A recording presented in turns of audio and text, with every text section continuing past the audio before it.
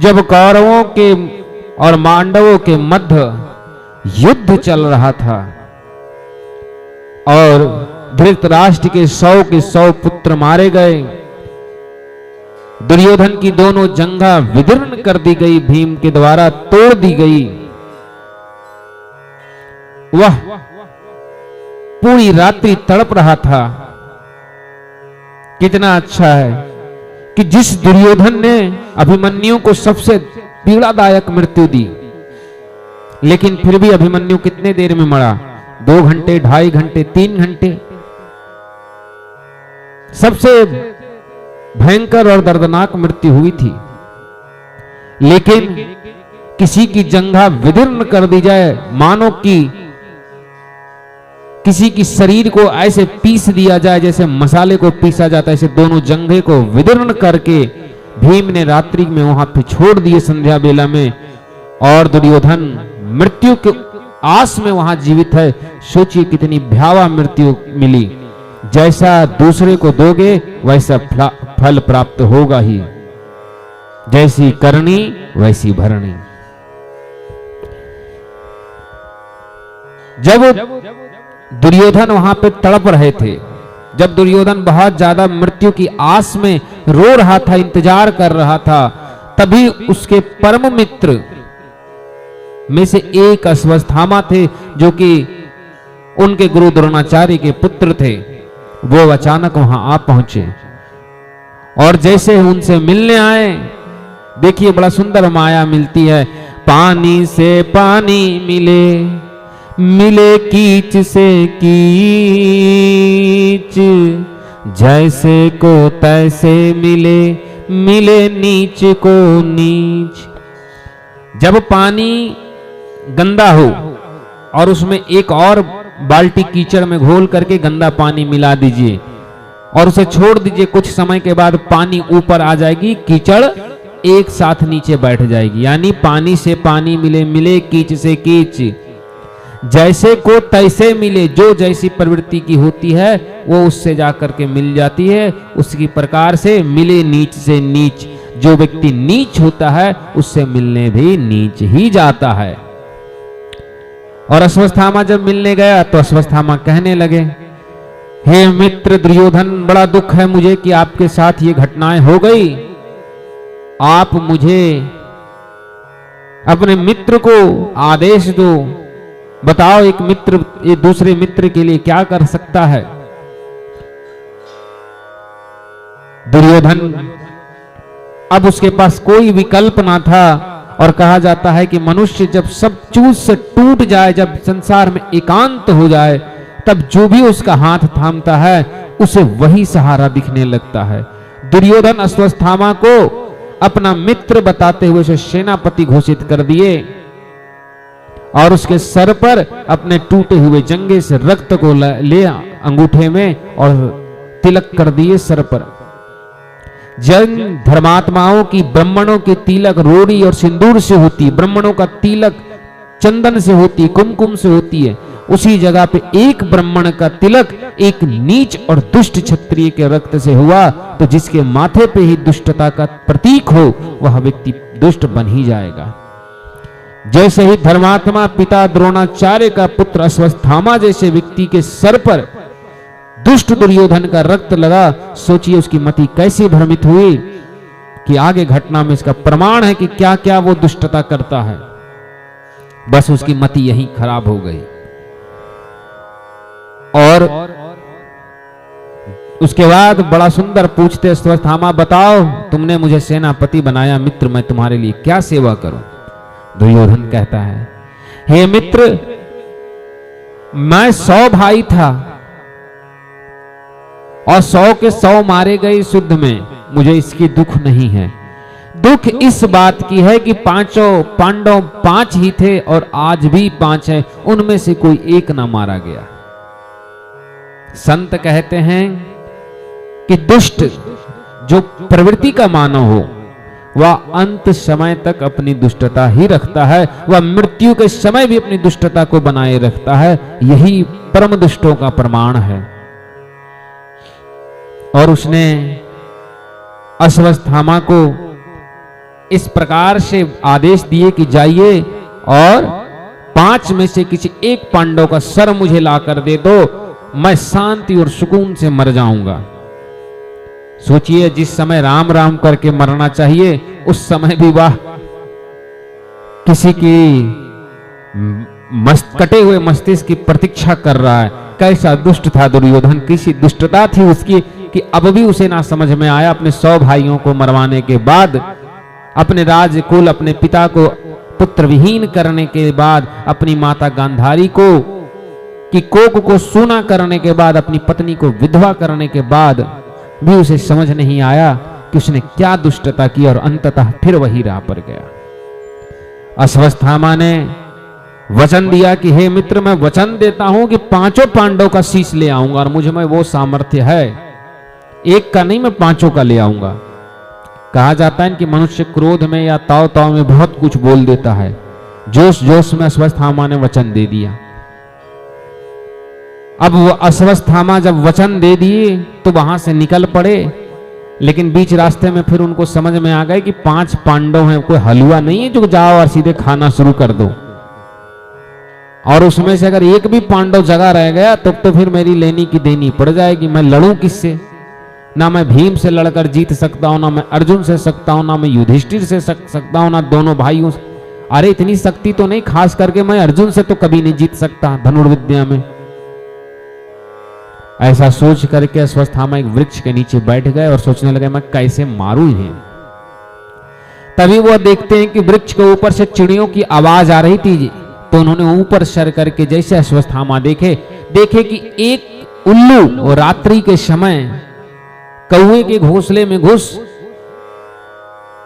अपने चोंच से उनके कौवों को और उनके बच्चों को घायल कर रहे थे। यह देख करके विचलित हो और सोचो,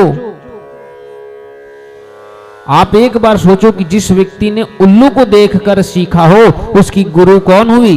उल्लू। तो जब उल्लू को गुरु जो बनाएगा अंततः उल्लू ही बुद्धि हो जाएगी। तो उसने उल्लू को गुरु बना लिया कि मैं भी सोने के बाद रात्रि में मारूंगा इसी तरह छुप के, धोखे से।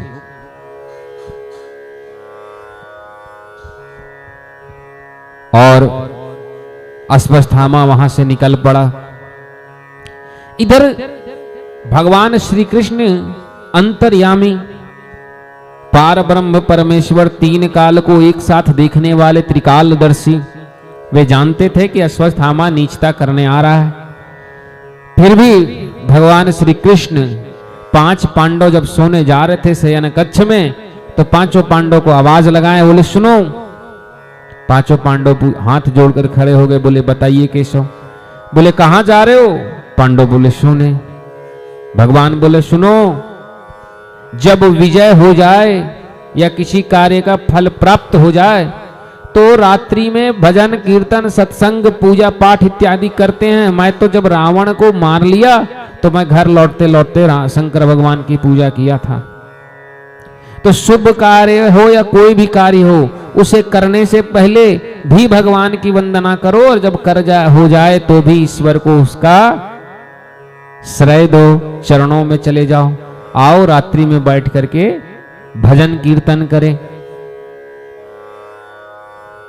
अब 5 पांडव द्रौपदी के 5 पुत्रों को ले, समस्त परिवारजनों को लेकर के अब भगवान श्री कृष्ण क्या बोले कि चलो भजन कीर्तन शुरू करो। जैसे ही कुछ मध्य रात्रि हुई, द्रौपदी के 5 पांडव से 5 अलग अलग पुत्र थे जो 5 पांडव के भेष के समान दिखते थे। कद काठी में द्रौपदी के 5 पुत्र 5 पांडव के समान दिखता था। और क्या हुआ? जब द्रौपदी के 5 पुत्रों को नींद आई, वो जाकर के सो गए। इधर से अश्वत्थामा अपनी तलवार लेकर के आया और 5 पांडव के सोए हुए बच्चों का सर काट करके एक थैले में डाला। अंधेरा था, बिना चेहरे देखे ले गया। पहले ये लाइट नहीं हुआ करती थी, एलईडी वगैरह, इसलिए उस समय बिजली भी नहीं थी, तो लाइट नहीं थी। तो अश्वत्थामा 5 का सर काट कर ले गया, किसी को ध्यान ना रहा। और जब अश्वत्थामा उनके 5 शीश को लेकर के थैले में डाल 5 पुत्र जो थे उनका नाम है प्रतिविंध्य, सतनीक, सुतसोम, श्रुतसेन और श्रुतकर्मण। ये पांचों द्रौपदी के पुत्र हैं। जब इनके पांचों के सर लेकर के और दुर्योधन के पास पहुंचे तो दुर्योधन बड़ा प्रसन्न हो गया कि वाह, जो हम 18 दिन में ना कर सके मेरे 100 भाई चले गए, वो तुमने 2 मिनट का काम में 1 रात्रि में खत्म कर दिया। मैंने तो गलती की कि मुझे पहले ही तुझे सेनापति बनाना चाहिए था। अश्वत्थामा बड़ा प्रसन्न। दुर्योधन बोला, सुनो, इस भीम से मेरी सबसे ज्यादा दुश्मनी, मुझे इसी से सबसे ज्यादा नफरत है। इसकी सिर को निकालो, मैं अपने हाथों से दबाकर फोड़ूंगा और आनंद लूंगा।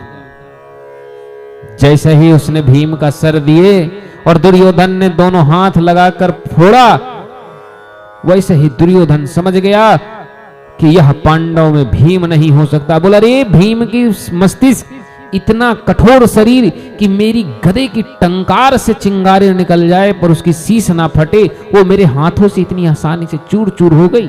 यह भीम नहीं हो सकता।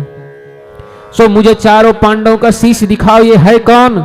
जब उन्होंने देखा तो दुर्योधन भी रोने लगा, अत्यंत दुखी हो गया और अश्वत्थामा को धिक्कारने लगा, कहने लगा, रे दुष्ट, ये तुमने क्या कर दिया? अरे कुरुवंश के तो अंतिम चिराग यही 5 थे। हमारे 100 भाई 100 के संतान मारे गए। 5 पांडव के यही 5 पुत्र थे जो अंततः हमारे वंश में बचे थे। अब तो हमें पानी देने वाला भी कोई नहीं है। यह सोच करके दुर्योधन रोने लगा कि अब अगर मैं मर गया तो मुझे पानी कौन देगा। ऐसा नहीं, हम सोचते हैं कि हमारे जल देने से हमारे पिता, हमारे दादा, इन्हीं को, हमारे पिता, हमारे दादा परदादा जितने भाई थे, कुल थे, वो हमारी दी हुई तर्पण सबको प्राप्त होती है। तो दुर्योधन रो रहा है कि मेरा तो कुछ ना रहा, पांडवों से तुमने ये क्या छीन लिया? 5 पुत्रों को छीन लिया। अरे मेरे कुल का नाश कर दिया। और दुर्योधन रोता दुखी हो करके मर गया कि चलो जीते जी तो मुझे सुख ना मिले, मैं तो चला गया, अंततः तुमने मुझे पानी तक पीने के लिए नहीं छोड़ा, मुझे मरने के बाद भी तुमने कष्ट दिया। और दुर्योधन यह सोच रोते रोते प्राण त्याग दिया अपने दुखी हृदय से। इधर जैसे ही अश्वत्थामा को पता चला कि ये पांडव नहीं, पांडव के पुत्र हैं, समझ गया कि अब पिटने की बारी आ गई। और कहा जाता है ना कि जब आपको लगे कि सामने वाला बलवान है तो सबसे पहले 9-2-11 हो जाइए, सीधा निकलिए वहां से। कहावत कही गई ना, खाकर बैठो नहीं और मारकर वहां रुको मत, मारकर भाग जाओ, खाकर सो जाओ।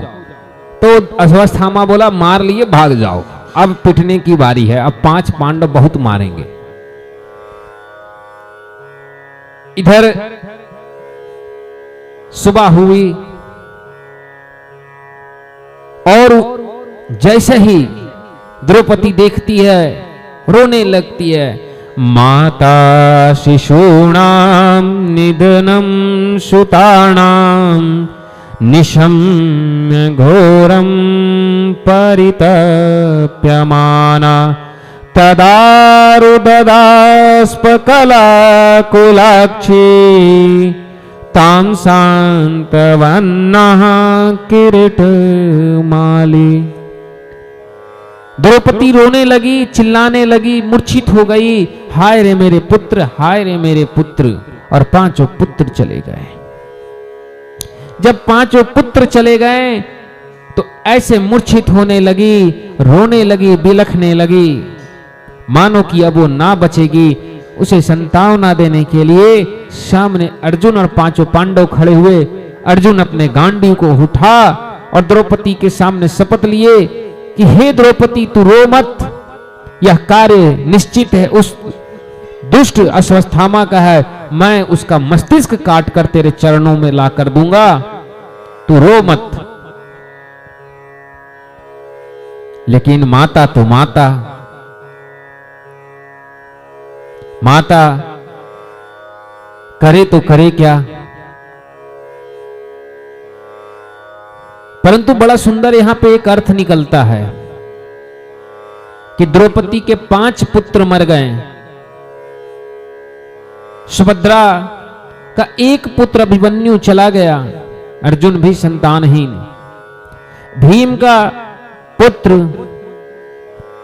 और पुत्र घटोत्कच और जिसे हम खाटू श्याम के नाम से जानते हैं महाराज बर्बरीक, ये दोनों भी चले गए, कोई नहीं बचा। अर्थात युद्ध केवल विजय नहीं पाती है, युद्ध में फल में कभी कभी अपनों को भी खोना पड़ता है। युद्ध जीतने के लिए अपनों का सर्वनाश करना ही पड़ता है। युद्ध की आहुति ही प्राणों से होती है, चाहे वह शिवाजी महाराज हो या महाराणा प्रताप, सबने अपने संतान और परिवार को खोए, क्योंकि युद्ध एक ऐसी चीज है जिसकी अग्निकुंड में चरु नहीं बल्कि इंसानों के आहुतियां दी जाती है। जितने आहुतियां इंसानों की पड़ोगी, युद्ध उतना भीषण और उतना परिणामदायक होगा, फलदायक होगा। इधर सब कुछ चला गया, इसीलिए कहा जाता है कि निर्णय प्रथम ही ले लो। अगर 5 पांडव जुआ खेलते वक्त ही दाव युद्ध कर लेते तो इतना भीषण तांडव ना होता। अगर जुआ खेलने से ही इनकार कर देते, इतना भीषण तांडव ना होता। अगर द्रौपदी को दाव लगाने से पहले युधिष्ठिर रुक जाते तो इतना भीषण विनाश ना होता। इसीलिए यहां शास्त्र में दर्शाया जा रहा है इस महाभारत कथा में कि मनुष्य जब अपराध करता है तो परिणाम को भूल जाता है, लेकिन जब परिणाम मिलता है तो सिर्फ एक ही चीज कहता है, कृष्ण कृष्ण महाबाहो, हे कृष्ण इस संकट से मेरी रक्षा करो। लेकिन क्या करोगे? जो फल मिल चुका है वह वापस नहीं लौटेगा। दिया हुआ श्राप, छोड़ा गया बाण और किया गया कर्म कभी नहीं समाप्त होती, उसका परिणाम आपको मिलेगा ही मिलेगा। इधर जब अर्जुन दौड़े रथ लेकर के तो अश्वत्थामा का तब तक घोड़ा थक चुका था। एक घोड़े की कितनी शक्ति, तो अश्वत्थामा का घोड़ा जब थक गया तो अश्वत्थामा का घोड़ा रुक गया और वहीं अश्वत्थामा पकड़ा गया। पीछे से अचानक अर्जुन आ गए। जैसे ही अर्जुन आए, अश्वत्थामा ने एक बाण अग्नि चलाई कि चारों तरफ से भयंकर लपटे वन को जलाने लगी और कृष्ण को जलाने लगा। अर्जुन के ऊपर आने लगा तो अर्जुन जलने लगे उस तेज से, और सारथी बने केशव तो कृष्ण से कह रहे हैं, कृष्ण कृष्ण महाबाहो भक्तानाम भयंकर त्वमेको दह्यमानानां पवर्गो शीर्षंसृदे। हे कृष्ण इससे रक्षा करो, कृष्ण मेरी रक्षा करो, पता नहीं यह भयंकर अग्नि मुझे जला रही है। भगवान श्री कृष्ण कहते, हे अर्जुन तुम्हें यह जो अग्नि जला रहा है यह कोई साधारण अग्नि नहीं, यह ब्रह्मास्त्र की अग्नि है और इसे साधारण अस्त्रों से रोका नहीं जा सकता। सो हे पार्थ तुम भी एक ब्रह्मास्त्र इसके विरुद्ध में छोड़ो और इसे रोको। और अर्जुन ने अपने ब्रह्मास्त्र का संधान कर जैसे ही छोड़े कि आकाश में जब दोनों टकराने लगे, दोनों की अपनी शक्तियां टकराने लगी, तो पृथ्वी मानो भयंकर कंपन करने लगा, मानो कि क्षण भर में पृथ्वी का नाश हो जाएगा। जब सभी लोगों का नाश हो जाने की भय से भगवान श्री कृष्ण बोले, हे अर्जुन युद्ध अपने जगह पर सही है, पर उस युद्ध में जिन जीव जंतुओं जिनका कोई लेस मात्र दोष नहीं सृष्टि में, उसे इसका परिणाम ना मिलना चाहिए। सो अपनी शक्तियों का प्रयोग करो, अपने ज्ञान का प्रयोग करो और इन दोनों ब्रह्मास्त्र को आपस कर लो। तुम यहां अश्वत्थामा ब्रह्मास्त्र लौटाने नहीं जानते थे, तो अर्जुन ने कृष्ण के आदेश को पा करके ब्रह्मास्त्र को लौटा लिए। उसके बाद अर्जुन रस्सियों में बांध करके अश्वत्थामा को खींचता हुआ रथ के पीछे दौड़ाते हुए द्रौपदी को पास ले आए। जैसे ही द्रौपदी के पास अश्वत्थामा आया, इधर द्रौपदी रो रही थी, फिर भी देखिए कैसे कह रही, मत्तम प्रमदमन मुत्तम सुक्तम बालम स्त्रियम जड़म प्रपन्नम विरथम नीतम नारीपुम हन्ते धर्मवित्। हे अर्जुन, धर्मयुक्त पुरुष, धर्मात्मा पुरुष कभी भी असावधान मतवाले पागल व्यक्ति पर, सोए हुए पर हम प्रहार नहीं करते। भगवान कृष्ण कह रहे हैं मत्तम प्रमत मुन्मत्तम सुप्तम बालम स्त्रियम जड़म। अरे बालक, पागल, स्त्री, सोए हुए पर कभी भी हम जो प्रहार करे वह हमेशा दुष्ट होता है, दुराचारी होता है, अधर्मी होता है। इसका वध करो, यही धर्म है। इधर द्रौपदी सिर्फ वाद वार्तालाप सुन रही है और रो रही है, लेकिन जैसे ही द्रौपदी को होश आया, यहां सूत जी बड़ा सुंदर कह रहे हैं कि भगवान श्री कृष्ण अर्जुन को उकसा रहे हैं कि तुम इसको मारो, और अर्जुन की परीक्षा लेना चाह रहे हैं कि एक क्षत्रिय का कार्य है हर परिस्थिति में धैर्यवान होना। धर्मात्मा पुरुष का कार्य है धैर्य से फल को और परिणाम और न्याय को सोचना। तो अर्जुन करता क्या है? इसलिए भगवान कह रहे कि इसको मारो। प्रपन्नम वीरथम भीतम ना रिपुम हंति धर्मवीत। अरे ऐसे धर्महीन लोगों को मार दो।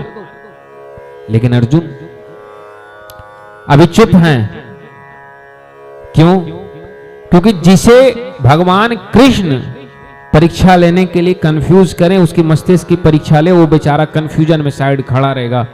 अर्जुन कंफ्यूजन में कि अब हम करें क्या। तभी तक द्रौपदी आ गई, और जैसे ही द्रौपदी ने अश्वत्थामा को देखे, अश्वत्थामा को देख द्रौपदी रोने लगी और कहती है मुच्यताम मुच्यतामेशा ब्रह्मणो नितरा गुरु।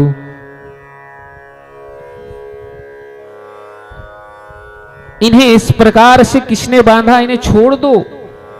हे स्वामी, जिन द्रोण ने आपको अपने रहस्य सारे अस्त्र शस्त्र दिए, जो अपने पुत्र अश्वत्थामा को ना दिए, वरना आज अश्वत्थामा भी शक्तिशाली होता।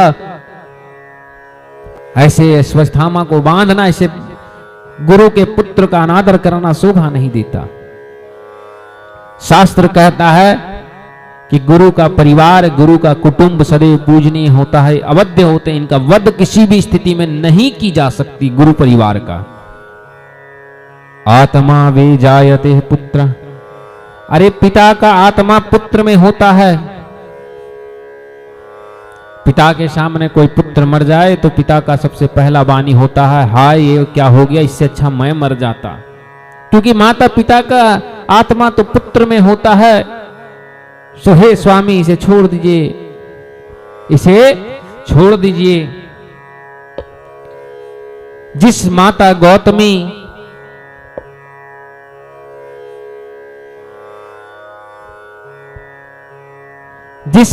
गौतमी ने जब उनके पति द्रोणाचार्य जी की मृत्यु हो गई तो उनके साथ सती नहीं हुई कि मेरा पुत्र अश्वत्थामा के साथ मैं जीवित रहूंगी। ऐसा प्रिय पुत्र अश्वत्थामा की अगर मृत्यु हो गई तो मैं तो 5 पुत्रों का वध सह करके जीवित रह गई। लेकिन माता गौतमी, आपकी गुरु माता जीवित नहीं रहेगी। अगर अश्वत्थामा मरा तो माता गौतमी भी मर जाएगी, और अगर गौतमी माता मरी तो केवल गुरु पुत्र नहीं, गुरु माता का भी वध का दोष आपको लगेगा। यह कोपितम ब्रह्मकूलम राजन्य रजितात्म भी। अरे जो व्यक्ति ब्राह्मण को रुलाता है, जो व्यक्ति ब्राह्मणों को मारता है, जो ब्राह्मणों को दुख देता है, उसका पूरा कुल का नाश हो जाता है। तत्कुलम प्रदहत्यासु सानुबंधम सुचार्पितम। ऐसे राजा का संपूर्ण कुल का नाश कर दिया जाता है। किसके द्वारा? केवल ब्राह्मण के शोका कुल से। अगर अश्वत्थामा मर गया, इसकी माता शोक होकर के वो भी प्राण त्याग देगी। केवल इनकी माता के शोक से, रोने धोने से आपके कुल का नाश हो जाएगा प्रभु, इसीलिए इसे छोड़ दीजिए। सोचिए कि जिस पांडवों के कुल में कोई दिया जलाने वाला ना बचा, वे पांडव भी कितनी मर्यादित व्यक्ति हैं कि ये सोच रहे कि कुल आगे बढ़ का यश ना खराब हो, इसीलिए गुरु पुत्र का वध नहीं करेंगे, गुरु माता को दुख ना हो। ऐसे धर्मात्मा कौन हो सकता है? यही तो कृष्ण जी के शरण में पाने वाले भक्तों से कहता हूं कि केवल हरि हरि करने से हरि नहीं प्राप्त हो जाते, हरि के साथ में रहने वाले द्रौपदी और पांडवों से सीखो। कितने कष्ट के बाद भी धर्म युक्त बातें कर रहे हैं, तर्क युक्त बातें कर रहे हैं, कोई अधर्म नहीं, जो होगा धर्म से होगा, भले ही मेरा कुल का क्यों न नाश हो गया। यही केशव को प्राप्त करता है।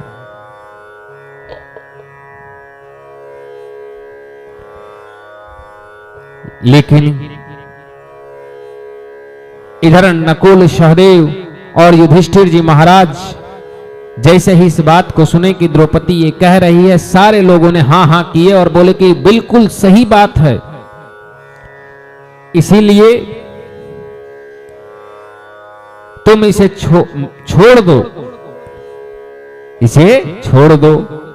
लेकिन भगवान कृष्ण जहां खड़ा है वहां किसी भी प्रकार से दुष्ट को नहीं छोड़ा जा सकता, क्योंकि भगवान का जन्म ही है दुष्टों को दंड के लिए देने के लिए। अब भगवान से ऊपर कौन? अरे तो भगवान श्री कृष्ण कह रहे हैं ब्रह्म बंधुर्न हंतव्या आतताई वधारहण मये वो यमाम नातम परिपाहय अनुशासनम। ऐसे दुष्ट जो सोए हुए को मार दे, शिशुओं को मार दे, स्त्रियों का हरण कर ले, किसी को हानि पहुंचाना चाहे, किसी के घर में आग लगाना चाहे, ऐसे दुष्ट ब्राह्मण का वध करना अनिवार्य है, यही धर्म है। सो अर्जुन तुम वो करो जो भीम को प्रिय है, इसे मारो। जो तुमने द्रौपदी के सामने शपथ लिया था कि मैं मारूंगा, तो फिर मारो, अपनी वचन पूर्ण करो।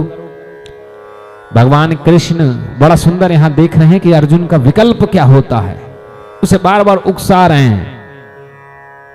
किसी की धैर्य की परीक्षा लेना हो ना तो उसकी परिस्थितियों में उसे उकसाना शुरू कर दीजिए। उस समय भी मनुष्य अगर धैर्यवान बना रह गया तो समझ जाइए यह मनुष्य जटिल से जटिल समस्याओं से भी अपने आप को बचा सकता है। भगवान कृष्ण देख रहे हैं कितने दिन रहा मेरे साथ, क्या ये समस्याओं से लड़ने सीख गया? जब अर्जुन ऐसी बातों को सुने तो अर्जुन को भगवत गीता का ज्ञान भगवान ने दिए थे, और अर्जुन के साथ भगवान कृष्ण जितने दिन रहे उतने दिन ज्ञान ही ज्ञान दिए, तो अर्जुन का मस्तिष्क खुल चुका था। अर्जुन बोले ठीक है, हम इसे मारेंगे। कैसे? तो अर्जुन ने तलवार को निकाली और अश्वत्थामा को कस करके सर पकड़ा। उसके माथे पे मणि थी, जिस मणि से अश्वत्थामा को कभी भूख नहीं लगता था, वो बीमार नहीं पड़ता था, शरीर में कष्ट नहीं होती थी, उस मणि को निकाल लिए। और जब मणि निकाल लिए तो फिर अर्जुन ने सर में छोटी छोटी सी बाल रहने दिए और सारी माथे को मूंड दिए, 5 टिकिया रख दिए, जिसे हम चोटी कहते, 5 एक रखे तो धर्म पलायन, 5 रखे तो समझिए कि किसी ने उसका अपमानित किया है। शास्त्र कहता है वपनम द्रविनादानम स्थाना निर्यापनम तथा एस ही ब्रह्म बंधो नमः वधो नान्योस्मि देहिका। अरे ब्राह्मणों का सर मुड़ देना, उसको अपमानित कर देना, उसको एक स्थान से निष्कासित कर देना, उसे अधम समाज के बीच में बना देना, ऐसे व्यक्तियों से क्या है, ब्राह्मण को मृत्यु दंड के बराबर है। किसी सम्मानित व्यक्ति को, कोई व्यक्ति सम्मान के लिए जीता है, बड़ा सम्मानित व्यक्ति है, उसे मारिएगा तो मर जाएगा, लेकिन उसे अपमानित करिए तो तिल तिल करके मरता है। यही काम अर्जुन किए। बोले चलो ब्राह्मण की हत्या कैसे करते हैं, सर मुंड दिए, चोट ये मणि निकाल लिए और फिर उसे जीवित छोड़ दिए। अब यहां से उत्तरा का चरित्र शुरू होता है। लेकिन देखिए बड़ा सुंदर आया कि इधर जब अपमानित कर अश्वत्थामा को निकल दिया गया तो अश्वत्थामा को यह बात पता था कि उत्तरा गर्भ से है और पांडवों का अंतिम चिराग यह है, अगर इसे समाप्त कर दे तो पांडव कुल का नाश। और उसने ब्रह्मास्त्र का संधान कर सीधी उसकी निशाना उत्तरा की गर्भ की ओर कर दिए। यही शास्त्र समझा रहा है, यह कथा बड़ा सुंदर समझाता है कि दुष्ट व्यक्ति को अपमानित करो, चाहे कुछ भी करो, वह दुष्टता नहीं छोड़ेगा। इसीलिए उसे मृत्यु दंड ही उचित दंड है। जब आप पद्मावती की कथा पढ़ेंगे तो उनके जो राजा जी थे, उनके पति, उन्होंने भी किसी को अपमानित करके छोड़े थे, तो उनके साथ क्या हुआ। कभी भी किसी भी ब्राह्मण को, किसी सम्मानित व्यक्ति को अपमानित नहीं करके जीवित छोड़ना चाहिए। अगर किसी को अपमानित करके जीवित छोड़ दिए और उसके मन में तनिक रत्ती भर भी अगर प्रतिशोध रह गया, तो उसकी प्रतिशोध की ऐसी अग्नि नहीं कि धनानंद जैसे राज्य को ऐसे जलाकर रख देता है जैसे सूखी हुई पुआल की ढेल में कोई माचिस लगाकर चला जाए। इसीलिए संतों और ब्राह्मणों और धर्मात्माओं का, खास करके ऐसे व्यक्तियों का, जो व्यक्ति संकल्पित व्यक्ति हो, जो सम्मानित व्यक्ति हो, उसे अपमानित करके कभी भी जीवित नहीं छोड़ना चाहिए। लेकिन यहां अर्जुन ने यही गलती की, इसे जीवित छोड़ दिए। गरुड़ पुराण में भी कहा गया है कि दुष्ट को, शत्रु को कभी जीवित मत छोड़ो। यही गलती इन्होंने किया जो पृथ्वीराज चौहान ने भी यही किए थे। क्षमा नहीं करना चाहिए दुष्टों को। इधर उत्तरा दौड़ी दौड़ी आई भगवान श्री कृष्ण के पास और उनके चरणों में प्रार्थना करने लगी, पाहि पाहि महायोगिन देव देव जगतपते, नान्यम त्वदभयं पश्य यत्र मृत्यु परस्परम। हे देव आदिदेव, हे जगतपति योगेश्वर श्री कृष्ण, मेरी रक्षा कीजिए, मेरी रक्षा कीजिए। पता नहीं ये भीषण अग्निबाण मेरे गर्भ को जला रहा है। भगवान श्री कृष्ण बड़ा सुंदर उत्तरा से एक प्रश्न पूछ लेते हैं कि हे उत्तरा, तुम मुझे यह बताओ कि तुम्हारे 5 ससुर, एक नहीं तुम्हारे 5 हैं, अर्जुन एक और 4 भाई उनके, और अर्जुन से तो कोई कम शक्तिशाली नहीं हो, ब्रह्मास्त्र को वह भी वापस ले सकता है, रोक सकता है, तुम उसके पास क्यों नहीं गई। कहती नान्यम तद भयम पश्य, हे प्रभु, मैं इस संसार में सिर्फ आपको जानती हूं, दूसरा किसी को जानती ही नहीं। बस उत्तरा का यही उत्तर था और भगवान कृष्ण को यही प्रसन्नता कर गया, क्योंकि कहा गया है कि जो व्यक्ति पूर्णतः समर्पित कर दे ईश्वर को, अपने आप को, जिसे केवल ईश्वर पर विश्वास हो, उसके लिए माधव हमारे केशव सदैव तत्पर रहते हैं। अरे उसके तो चरण भी दबा देते हैं। जो राम के चरणों में जीवन समर्पित कर दे, द्रौपदी ने सारे दुख सुख भगवान कृष्ण के चरणों में दिए।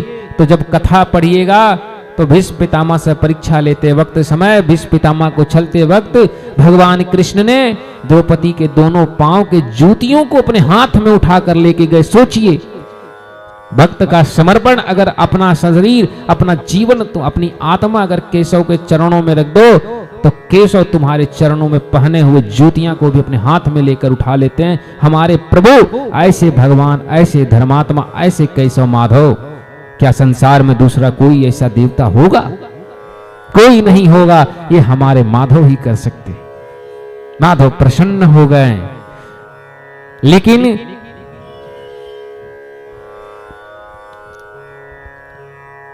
तभी उधर से 5 पांडव भी आ गए और कृष्ण जी के चरणों में गिर करके कहने लगे, हे केशव, मेरी रक्षा करो, पता नहीं यह मुझे भी जला रहा है। और कृष्ण भगवान ने अर्जुन से कहते, तुम ब्रह्मास्त्र मत चलाना वरना सृष्टि का नाश हो जाएगा। तो अर्जुन आज्ञा का पालन कर रहा है और इधर कृष्ण के जी के चरणों में आ गया, बोला भाई आप बचा लीजिए केशव। भगवान कृष्ण यहां भी प्रसन्न हो गए कि मेरी आज्ञा के, मेरे कहे शब्द को सम्मानित करते, अपने जीवन को दांव पर लगा दिए 5 पांडव ने। भगवान श्री कृष्ण अपने सुदर्शन को आवाहन किए और बोले, हे सुदर्शन, इन 5 पांडवों की ओर बढ़ रही इस ब्रह्मास्त्र को रोको। और स्वयं वह जाकर के उत्तरा के गर्भ में विराजमान हो गए। छोटी सी अंगुली मात्र, एक अंगूठे इतने आकार को बना, उत्तरा के गर्भ की रक्षा करने लगे। और कैसे रक्षा किए, ये परीक्षित जी महाराज बाद में व्याख्या करते हैं। इधर कुंती बुआ जब देखी कि हमारे केशव कृष्ण जा रहे हैं, तो भगवान श्री कृष्ण के चरणों में को पकड़ करके रोने लगी और कहने लगी, हे केशव मैं तुम्हें पहचान गई, हे कृष्ण मैं तुम्हें पहचान गई, तुम कोई साधारण मानव नहीं, तुम हो कौन? मैं पहचान गई। कृष्ण बोले, कौन हूं मैं? तुम्हारा भतीजा, तुम मेरी बुआ, तो मैं और तुम तो एक हैं, मैं तो आपका पुत्र हूं। तो माता पुत्र को ना पहचाने तो क्या पहचाने? भगवान कृष्ण को बोलती है माता बुआ, नाना अब ये पर्दा मेरे आंखों को नहीं घेर सकता, मैंने तुम्हें स्पष्ट पहचान लिया। भगवान कृष्ण बोले, क्या पहचान ली? मैं हूं कौन बताओ? नमस्ते पुरुषं त्वाद्यमीश्वरं प्रकृते परम अलक्षम सर्वभूतानां अंतर्बहिर्वस्थितम्। हे केशव, तुम इस चराचर जगत के अंदर बाहर विराजमान करने वाले तुम प्रकृति पुरुष परमात्मा साक्षात पर ब्रह्म परमेश्वर विष्णु हो, और तुम इस अंतर्बाहर जगत में सब जगह व्याप्त हो। भगवान कृष्ण बोले, ये कैसे संभव हो सकता है कि मैं सब जगह अगर हूं तो दिखता क्यों नहीं? तो कह रही है कि माया ना आपकी ना लक्ष्य से मूढ़ दृशा नटो नाट्य धरो यथा। जिस प्रकार से नाटक करने वाले नाटकधारियों ने अपने शरीर में गहना बना लेते, कोई रावण का रोल करे तो रावण बन जाता है, तो उसका चेहरा नहीं पता चलता, बड़ी बड़ी मूंछें 10 सीज ऐसे लगता। बोल रहे आप ऐसे नौटंकी कर रहे हो, परंतु उनसे करियो जिसको माया ने छेक रखा है, मुझे माया अब नहीं छेक सकती। भगवान कृष्ण बोले, ठीक है माना। तो बोले, तुमने मेरी बार बार रक्षा की इसलिए तुम भगवान हो। बोले भगवान कृष्ण, मैंने तुम्हारी रक्षा कभी नहीं की, मैंने कब कर ली? भगवान कृष्ण को द्रौपदी मैया कह रही, विषान महाग्नि पुरुषाद दर्शना। अरे विष की जब पान कराना चाहा गया था, पांडवों जब पढ़ते थे द्रोणाचार्य के पास, तो दुर्योधन ने दुष्टता पूर्णता से भीम को विष पान करवाने की प्रयास किए थे, विष का पान करवा दिए, तब तुम ही हो जो उनकी रक्षा की। और हे केशव, आपने केवल रक्षा नहीं की, उल्टा उसे जहर मिला था मरने के लिए, आपने उसे कितना तो हजारों हाथियों का बल देकर लौटवा दिए। बताइए, आपकी अनुकंपा नहीं तो कौन? क्या कोई पानी में डूबने के बाद जीवित रहता है? क्या मुझे इतना नहीं समझ में है कि पानी में लोग डूब के मर जाते हैं, फिर मेरा भीम मूर्छित अवस्था में कैसे जीवित रह गया पानी के अंदर?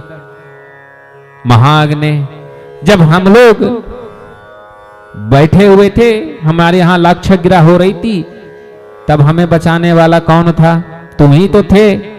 ऐसी भीषण अग्नि में मैं जल करके मर जाऊं क्या?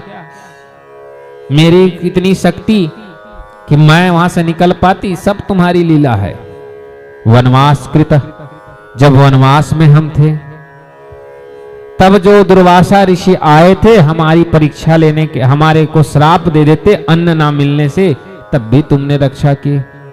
वनवास के दौरान जब एक राक्षस हिडिंब हमारे पुत्रों को और हमें खाने के लिए आ गया,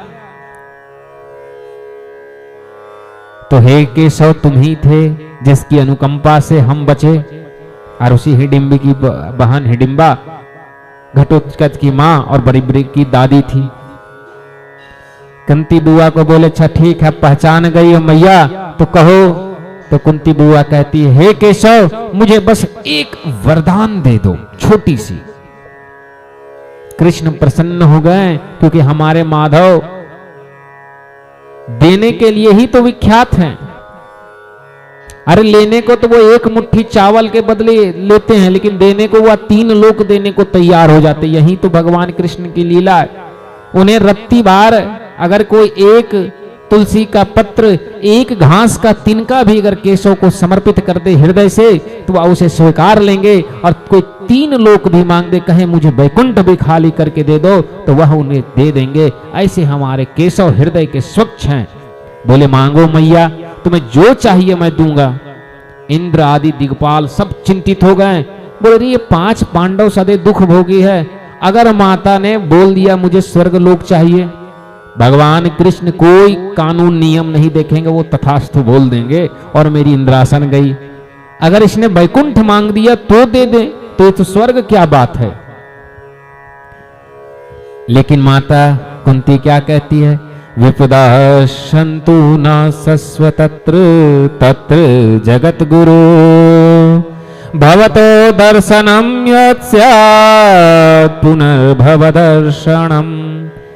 अरे हे भगवान मुझे विपदा दे दो, संकटों को दो, जिससे मुझे बार बार आपकी दर्शन होते रहे। भगवान श्री कृष्ण कहें, हे मैया मेरे दर्शन के बाद अगर मुझ विपदा तो मैं नहीं दे सकती।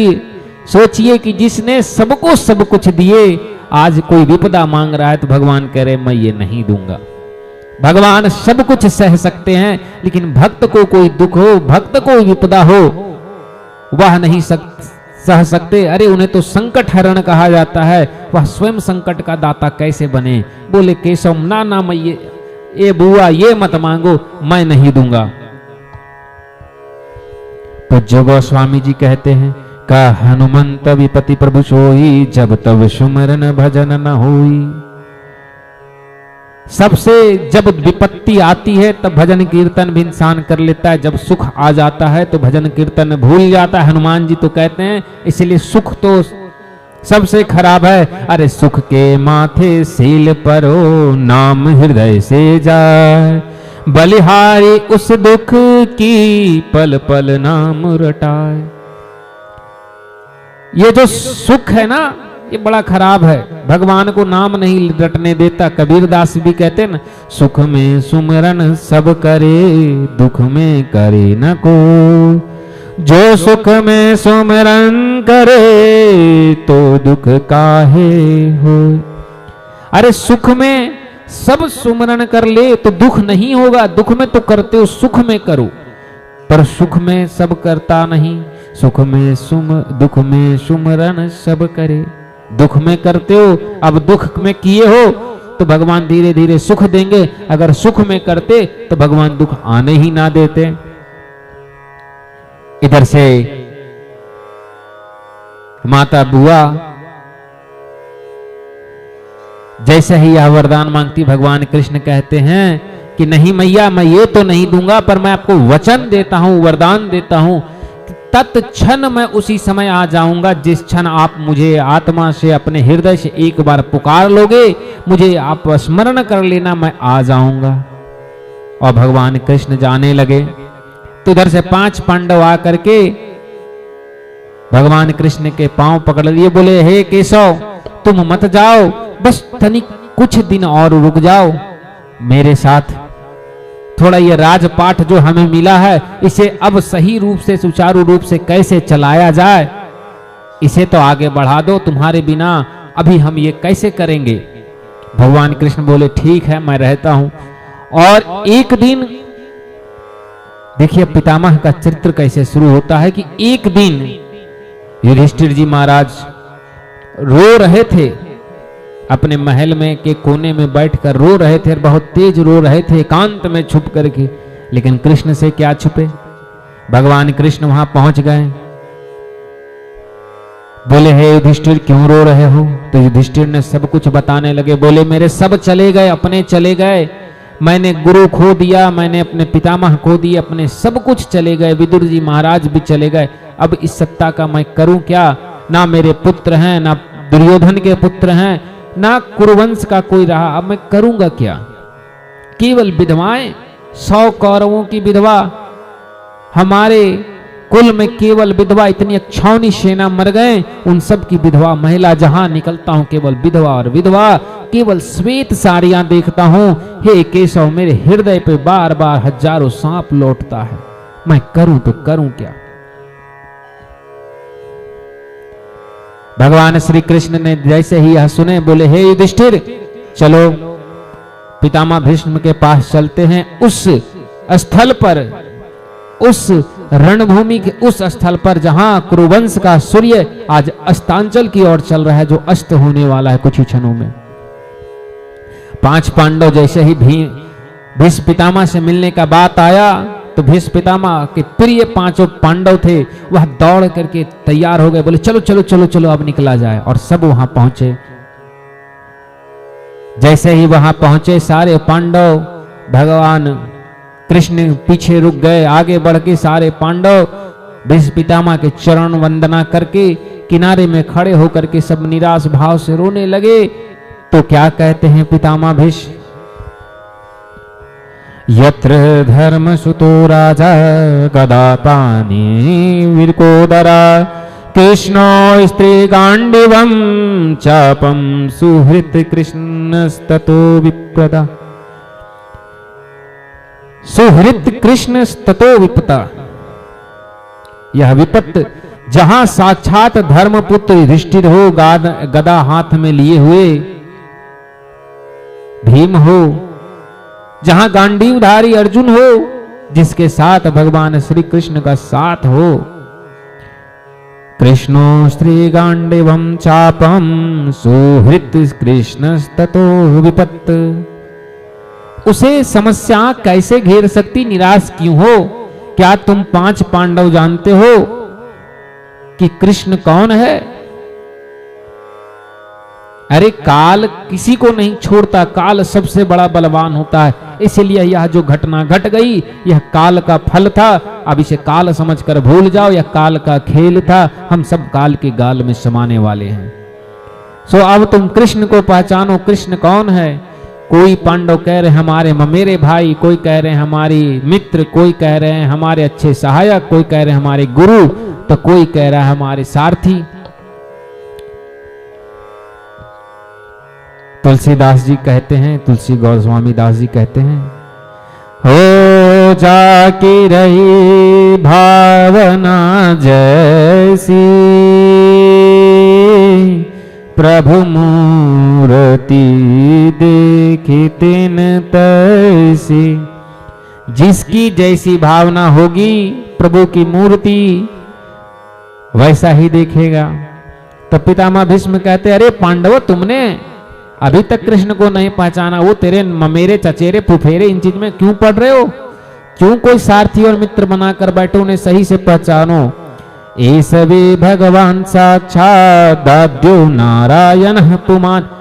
यह सबके आदि कारण परम पुरुष परमात्मा भगवान श्रीमन नारायण हैं। इन्हें पहचानो, इन्हें गौर से देखो। और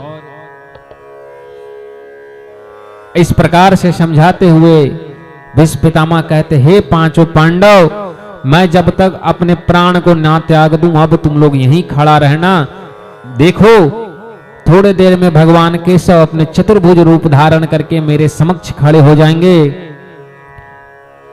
जैसे ही यह आदेश भीष्म पितामह के भगवान कृष्ण के कानों में आया तो भगवान कृष्ण चतुर्भुज रूप धारण करके खड़े हो गए। सोचिए कि भीष्म पितामह का आदेश कृष्ण भगवान पालन कर रहे हैं। क्यों? मैं नित भगतन हाथ बिकाऊं। अरे भक्तन के हाथ में बिक जाने वाले हैं भगवान। तो भक्त का आदेश मान लिए, स्वीकार लिए, बोले ठीक, मैं तो भक्तों के हाथों से बिक जाता हूं, भक्त से पराजय स्वीकार कर लेता हूं, भक्त का सेवा कर लेता हूं। तो भक्त की इतनी बड़ी आदेश ना मानूं। और महाभारत में सबसे बड़े भक्तों में से एक थे भीष्म पितामह भगवान श्री कृष्ण के। तो उसी समय भगवान श्री कृष्ण चतुर्भुज रूप में खड़ा हो गए और उसी समय धर्मराज युधिष्ठिर भगवान श्री कृष्ण और भीष्म पितामह के सामने हाथ जोड़ खड़े हो गए और भीष्म पितामह से धर्म पूछ रहे हैं। दान धर्म, राज धर्म, मोक्ष धर्म, स्त्री धर्म और भगवत धर्म वर्णन पूछ रहे हैं और बारी बारी से भीष्म पितामह बता रहे हैं। कल धर्मों का वर्णन होगा कि राजा का धर्म क्या है, दान किसे दिया जाता है, दान कौन सा दान श्रेष्ठ है, मोक्ष के लिए क्या करना चाहिए, मोक्ष धर्म क्या है, स्त्री का परम धर्म क्या है और भगवत धर्म क्या है। इसकी कथा हम कल पुनः यहीं से शुरू करेंगे। कल इन 5 धर्मों का वर्णन होगा, समस्त धर्मों का व्याख्या होगा। बोलिए सियावर रामचंद्र की जय। जय जय श्री राधे।